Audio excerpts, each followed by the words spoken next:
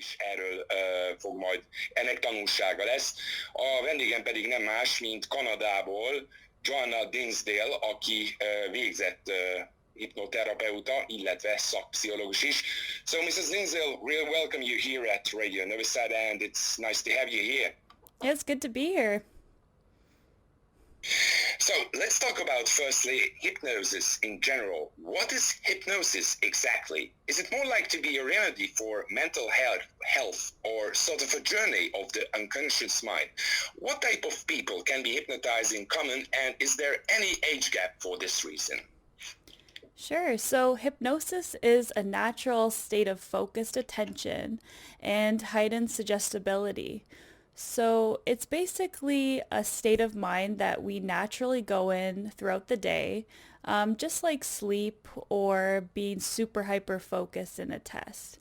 So we use hypnosis to create a guided journey into the depths of your own mind. It's basically a therapeutic tool for mental health concerns or just to explore the unconscious mind. So you can do all sorts of things with hypnosis, for example, access hidden memories or emotions, create really vivid visualizations for the person in order to achieve either fun, personal growth, and self-discovery. What type of people can be hypnotized, if you can, so I would be like, is there any age gap, like is there any age group that it can be hypnotized or cannot? So age, typically when it comes to age, I wouldn't recommend hypnotizing anybody under the age of 3 or 4, mostly because they don't have the understanding of language. The person has to be able to understand what the person is saying at a level where they're able to follow the instructions of the hypnotist. Other than that, I would say any other age is not a significant barrier. So technically, if a child can understand the language, they are able to be hypnotized. Mm-hmm. And I heard in the previous years there are some sort of people with some mental conditions who are actually cannot be hypnotized. Is that true? That is true. So if somebody chooses not to, or if there is a significant sort of brain variation, there could be barriers for the person that they're unable to be hypnotized. That's correct. Well, so-called lunatics, so far I hear, then those who got some problems maybe with HD, or some sort of like this, I hear this. Is that also correct? Or can you just tell us, give some examples, like what kind of people are cannot be hypnotized? Sure. So if somebody is unwilling and doesn't want to be hypnotized, they could come into my office and say, I'm not going to be hypnotized. You can't make me. And that's absolutely correct. I would not be able to hypnotize them if the person isn't willing and open to be hypnotized and they're fully aware that I am trying to hypnotize them. You can simply say, okay, I'm not going to do it. When it comes to sort of mental barriers, yeah, ADHD may be a bit of a barrier because it's harder for the person to focus and stay in the present moment. But there are ways to overcome that for somebody with ADHD, and it can actually help them train their mind to focus and relax and slow down a little bit so they're able to increase focus on tasks at hand. Mm-hmm. Well, the reason we are making this interview today that most of people are just being scared of being hypnotized. So unfortunately, hypnosis got a quite bad reputation thanks to a handful of movies. Seriously, shall we be scared, Johanna? And what can a hypnotist commit? And what is impossible for a hypnotist? Like, for example, to control somebody's mind or forcing somebody to do something. Is this possible, or it is just science fiction and we can see in these old-fashioned movies? So I would say that there's no need to be scared of hypnosis. It's not the mind control tool that's often portrayed in movies.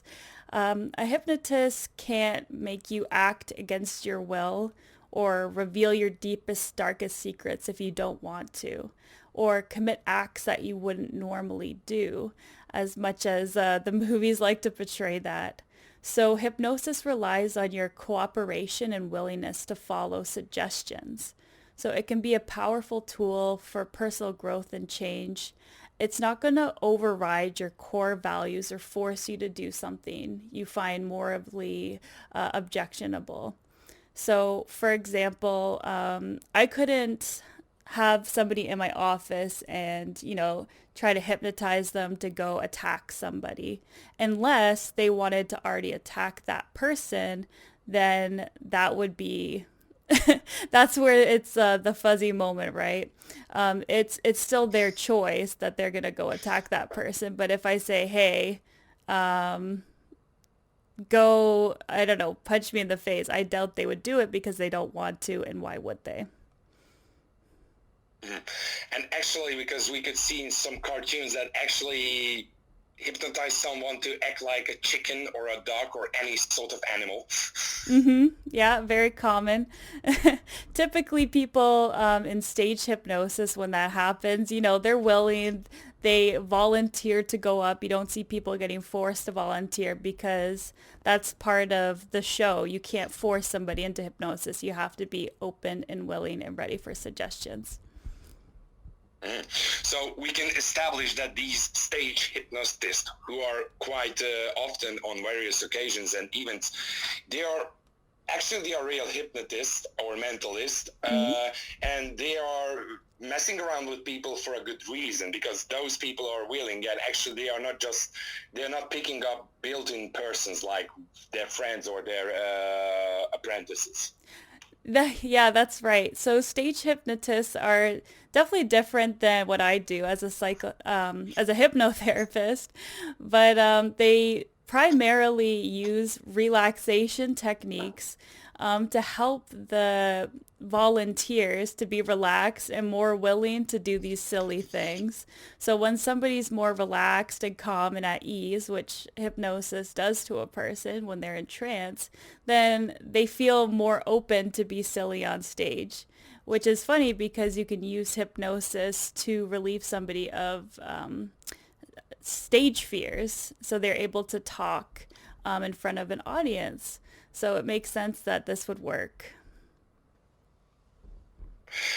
Well, let's talk about more serious with again. So let's talk a bit more serious about hypnosis again. So it is commonly referred as a cure to relieve bad habits such as smoking, consuming alcohol, aggression, and also mental issues such as depression, insomnia, low self-esteem, stress, and so on. Is this all true? And what else we can achieve by hypnosis?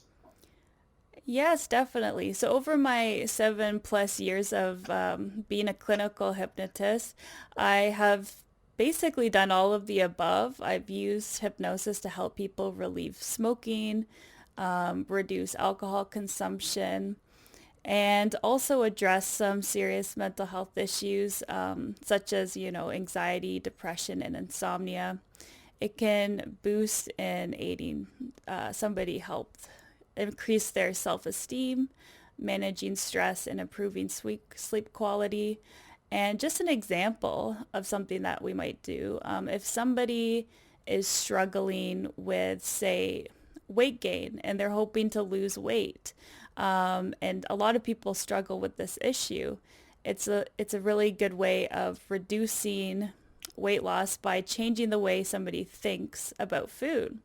So, for example, if they have a real big love of chips, for example, and they can't stop thinking about chips and they just want to eat chips all day, we can use hypnosis actually to make them think that chips are actually really disgusting and gross and I don't want to eat that anymore, because they do want to reduce their love of chips. So in hypnosis, we're able to make that change at a subconscious level where they no longer see chips as something that they want to eat anymore.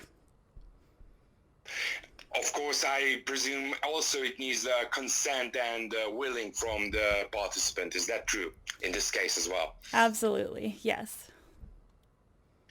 And there are some kind of extreme things like when we are talking about hypnosis. I heard about hypnobirthing, and also some patients with fatal illnesses, they might can reduce the severe pain and their sufferings with hypnosis in their final stage of their life. Is this all true, like hypnobirthing and pain reducing?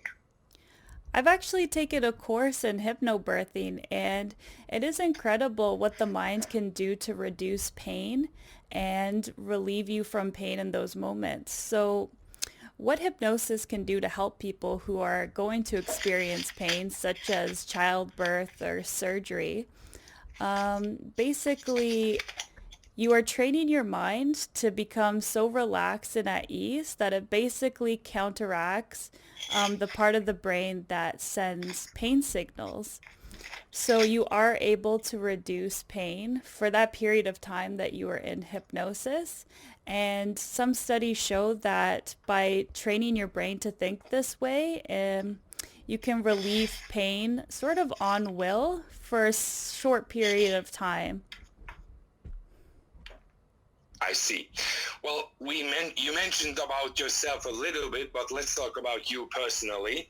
How long have you been practicing hypnosis as your profession, and what are your experiences so far? Sure. So I have been practicing hypnosis for about 7 years now. I went to the University of Toronto to get certified, and I am also training to be a psychotherapist currently. And I have seen some quite remarkable things during the past 7 years of what hypnosis can do. And one of my favorite stories that I have is helping somebody find basically, uh, to summarize it, they kind of hid a bag of treasures, so like gold bracelets and whatnot, and they had forgotten where they had put it. So in hypnosis, I was able to help them track down this bag of treasure that they had hidden somewhere and forgotten about. Mhm. And what was the most toughest job as a hypnotist for you so far? Was there any quite impossible cases for you? And what kind of or what sort of cases do you actually take in general? I think the toughest job as a hypnotist is when somebody comes into the office to prove hypnosis wrong. So I've had that maybe twice in the past few years where somebody comes in and says, I bet you can't hypnotize me. And I say, I will agree with that bet because I can't hypnotize you unless you're open and willing and ready for a suggestion in my office. Mhm. And like how you can convince these kind of people, like you look deeply into his eyes or use your pendant, or what kind of techniques do you use just to break their willing? I mean, make them willing to be hypnotized. Typically with these kind of people, I would say, listen, we can't proceed unless you're open and willing and ready for suggestion because it won't work.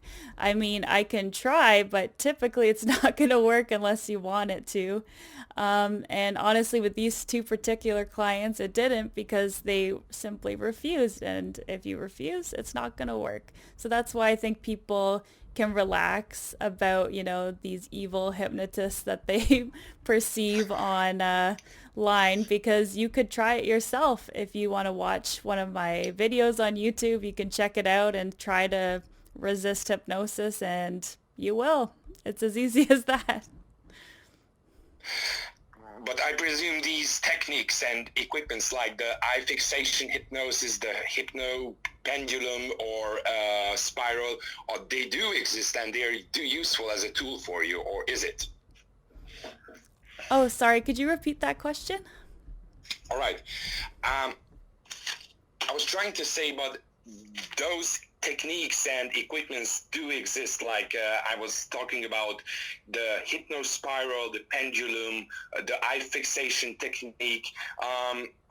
They are, of course, equipments of a hypnotist, aren't they? Ah, yes, that's right. So typically when it comes to induction, and induction is when you are putting somebody from normal consciousness into a trance, a lot of hypnotists use eye fixation. So eye fixation is when the eyes are following a certain point to create a focus in the present moment. So that might be a pendulum swinging back and forth, a spiral. A hypnotist might say, look into my eyes deeply, and that will create that fixation in the present moment, which helps us induce trance. So there are no magic powers or any supernatural abilities intended. No, I like to say that hypnosis is very similar to the state of sleep. If I tell you, hey, go to sleep, you're not going to sleep. But if I talk to you in a very boring way about, a boring part of history for several hours, you might fall asleep. Trance is just like that. It's like when you're driving from point A to point B in your car and you start automatically driving. Maybe you accidentally drive to work instead of driving home because you've kind of zoned out a little bit. That's very similar to being in a trance, that feeling if you haven't tried it before. Well, speaking about you again, you're also known, and you mentioned it, that you are a famous YouTube hypnotist. What kind of feedbacks do you have so far from your audience? Did your videos actually cure someone or led to you to your office for any further therapy sessions? Yes, the feedback from my YouTube audience has been overwhelmingly positive. I like to put out free content for people just because I like to connect with as many people as possible. I think there's a lot of stress and anxiety in the world at the moment, especially after the big pandemic. So I hear from my viewers that they're feeling deeply relaxed and gain insight into their subconscious mind through my videos, which is great to hear. And what other hypnosis videos are you planning to create and share on YouTube? Well, I'm very excited to share different videos. I already have videos such as stress reduction, overcoming specific fears, a lot of sleep hypnosis videos. But I also do very kind of quirky videos that is exploring psychotherapy now, and I'm incorporating that too into my hypnosis videos. So right now I'm doing videos where we're exploring a pretend multiverse, where we're doing hypnosis videos and psychotherapy sessions with these people from other worlds with their wacky with their wacky situations, and it's a lot of fun. So if anybody in the audience wants to check it out, it'd be great to have you part of my little community. Well, I think you can count me as a part of your community. And I also can mention that you're actually a mother of a child, of a toddler. And I could see before, I could make a little bit of discovery and some research of my own that actually I discovered there are hypnosis videos or audio soundtracks on YouTube, especially for toddlers. Do you think they can also work, or it's more like just the no, calm down the babies, or the no? They was just really interesting to me. Yeah, so toddlers, just like adults, can fall into trance-like states, very similar to hypnosis. Um, During my training, they don't recommend doing hypnotherapy for very young children, but basically the pacing of the language and the suggestion can work on a toddler. And it's the videos online that I've seen are very similar to bedtime stories. So it's a bedtime story with a meaning, very calm language to help relax the baby, and promoting calming and sleep basically for the children. So me personally, I would not hypnotize a toddler, but I think it should be up to the parents what they do, and hopefully they're doing their research first before trying anything with their child.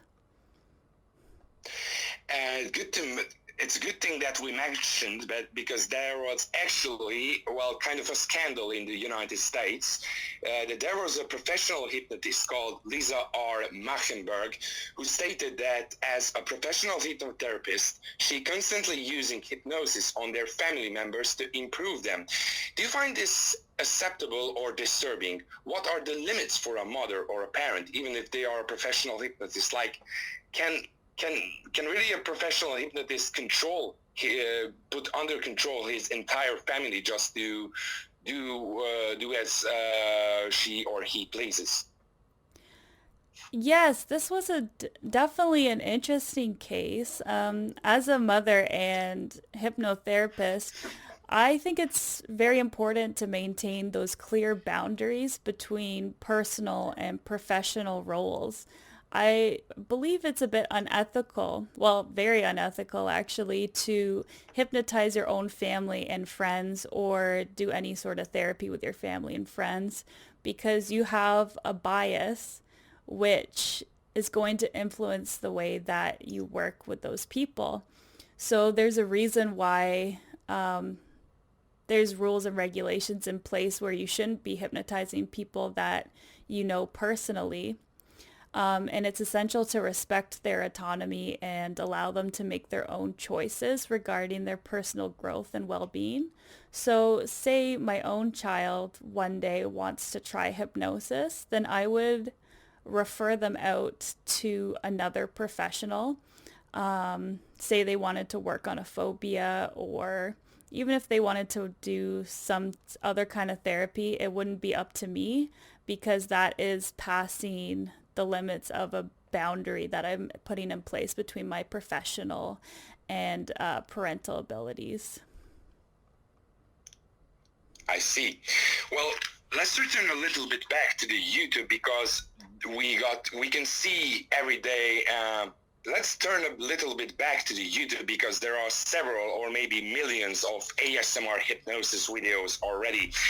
Do you think, created of course by non-professionals, are they useful to help to relax or and sleep, or do you consider them useless or more like to be malicious? I suppose it depends on the ASMR hypnosis videos. I think you have to be careful online because you're not quite sure where these videos are coming from, right? Whether they are professionals or non-professionals.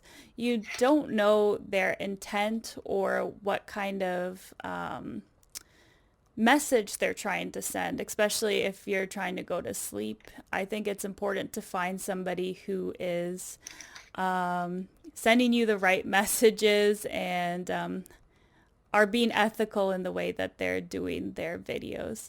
So ASMR content can induce a state of calm and tranquility, which is similar to the effects of hypnosis. So in the end, it is causing, it is becoming a valuable tool for managing stress, anxiety, and sleep difficulties.